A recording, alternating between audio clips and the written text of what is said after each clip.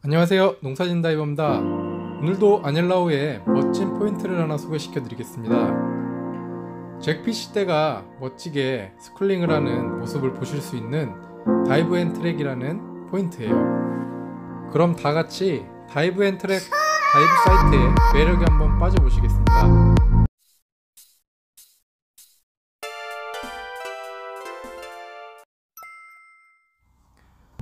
다이브 앤 트랙은 아닐라오 대표 포인트 중에 하나인 다이브 사이트입니다. 다이브 앤 트랙이라는 포인트로 이름은 하나로 되어 있지만 실질적으로 다이브 앤 트랙 1, 2, 3으로 그렇게 크게 나눕니다.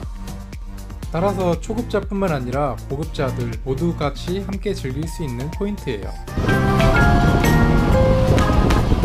동영상에 그럼 다같이 물속으로 한번 들어가 보도록 하겠습니다. 입수 준비를 마치고 물속에 입수하게 되면은 커다란 짬이 하나 나와요. 그 짬 밑으로 모래사장이 나오는데요. 그 모래사장에는 형형색색의 열대어들이 피딩을 하는 장소이기 때문에 사람만 들어가면은 먹이를 주는 줄 알고 엄청 몰려들어요. 저기서 막 손 흔들고 물고기 잡으려 그러면 물고기가 잡히실 것 같죠? 여기 장소는 잡힐 때가 있어요. 하도 물고기들이 사람을 안 무서워해갖고 간혹 얻어 걸리는 경우가 있긴 한데 그래도 물고기는 잡지 않도록 하도록 하겠습니다. 한참 물고기들과 정신없이 놀다 보면 이제는 더 깊은 수심으로 하강을 하게 되는데 모래사장을 따라 모래 경사면을 따라서 쭉 내려가게 돼요.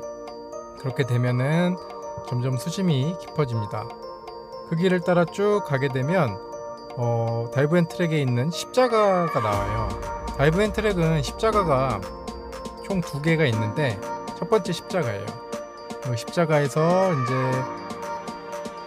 절벽으로 쭉 내려가서 밑을 보면은 이제 거기에 이제 성모 마리아 상도 하나 있는데 그건 이제 바실리카라고 하더라고요. 바실리카를 사진에서 찾아보면은 그 로마 시대 때 종교적인 행사에서 쓰이는 성당 같은 개념이에요. 성당이라고 보시면 될 거예요. 그래서 성모 마리아 상이 있는 성당 같은 곳이다. 가톨릭 국가인 필리핀에서는 굉장히 중요한 부분 중에 하나죠. 옐로우테일 스냅퍼를 따라서 쭉 내려가다 보면 이제 바실리카에 도착합니다. 물속의 성모 마리아 상이 처음엔 무섭기도 했는데 이제는 친숙합니다. 성모 마리아 상 옆으로 곰치가 한 마리 보이네요. 곰치가 꽤 컸던 걸로 기억합니다. 이제는 다이브 앤 트랙의 대표적인 명물로 자리 잡은 이제 잭피쉬 떼를 찾아가 볼 건데요.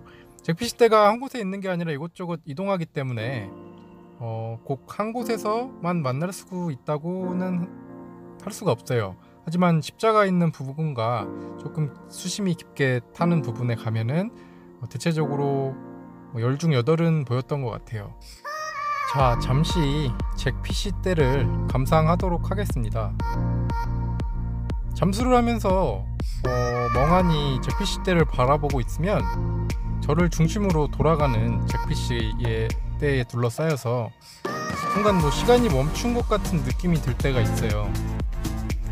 그럴 때 정말 다이빙을 이래서 하는구나 라는 생각이 많이 들어요.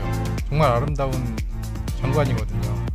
다이브 앤 트랙에 가시게 되면은 꼭 잭피쉬 떼에 스쿨링을 한번 보셨으면 좋겠습니다. 한참 잭피쉬 떼를 감상하고 있으면은 이제 수심이 점점 깊어져서 스쿠버 다이빙 한계 수심인 40m까지 도달하는 경우가 있어요.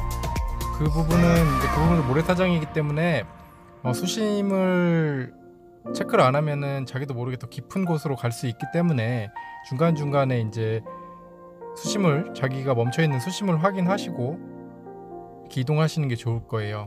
그쪽으로 가시면 이제 아까 말씀드린 두 번째 십자가가 나타납니다.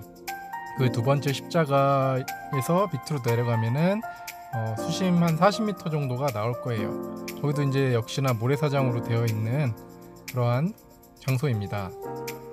어두침침한 시야만큼 어느덧 깊은 수심이라는 느낌이 좀 나시죠?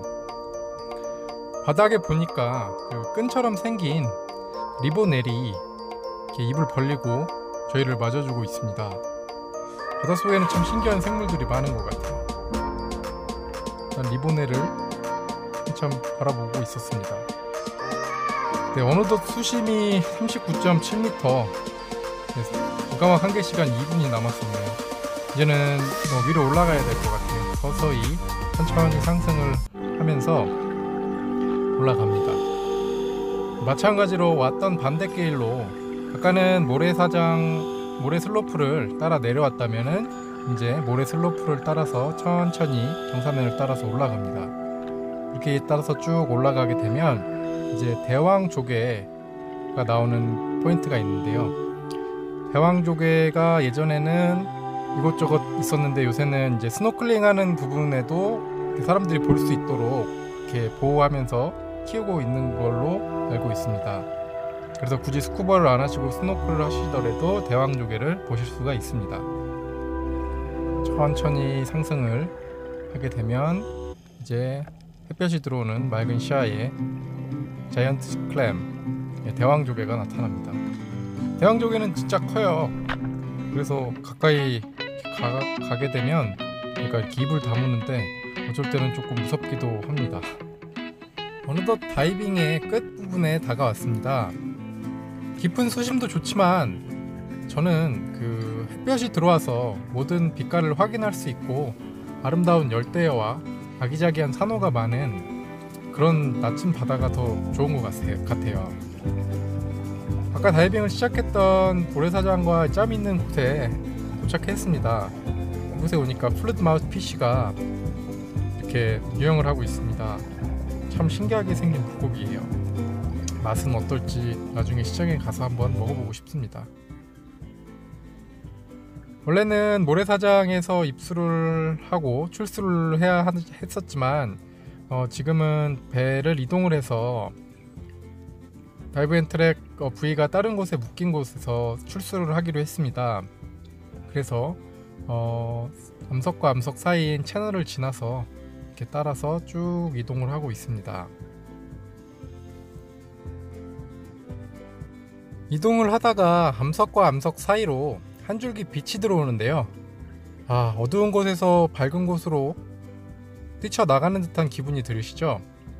정말 아름다운 모습입니다. 위에는 먼저 출수한 다이버가 저희를 기다리고 있습니다. 여기까지 다이브 앤 트랙의 설명이었고요. 그럼 우리 다음 시간까지 안녕.